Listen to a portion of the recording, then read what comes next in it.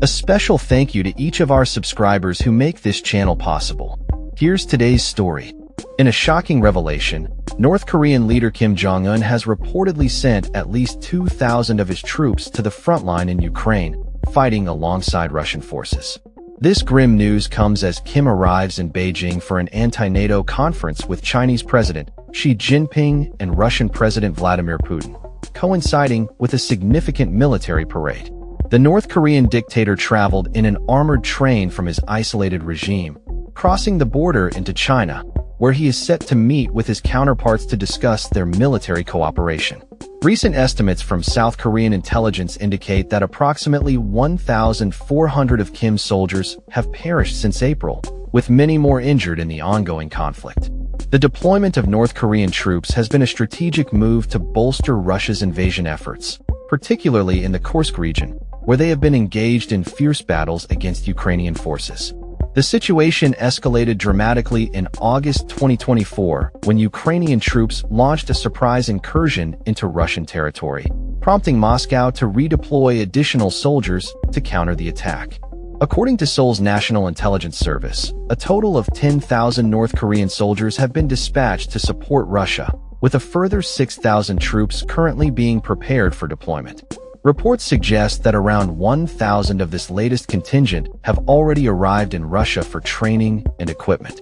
Earlier assessments had placed the death toll of North Korean soldiers at around 600, but updated evaluations have pushed that figure to approximately 2,000, as confirmed by lawmaker Lee Sung-kwan, who received briefings from intelligence officials. In addition to troop deployments, North Korea has supplied Russia with artillery shells, missiles, and long-range rocket systems, despite reports of faulty ammunition. The collaboration between North Korea and Russia has deepened since the onset of the Ukraine war, with both nations facing international isolation. This alliance was solidified last year when the two countries signed a military agreement that included mutual defense clauses, indicating a concerning shift in geopolitical dynamics. As the conflict rages on, Russia has endured significant casualties, with estimates of over 1 million losses due to intense fighting along the Ukrainian front. In a bid to replenish its ranks, the Kremlin has resorted to recruiting prisoners, offering them freedom in exchange for their service in the war. Amidst this turmoil, Kim Jong-un has expressed condolences to the families of fallen soldiers, acknowledging their suffering as a result of their commitment to Russia's military efforts. The situation remains fluid as the world watches the developments from Beijing, where leaders are set to showcase military prowess in a grand display marking 80 years since the end of World War II.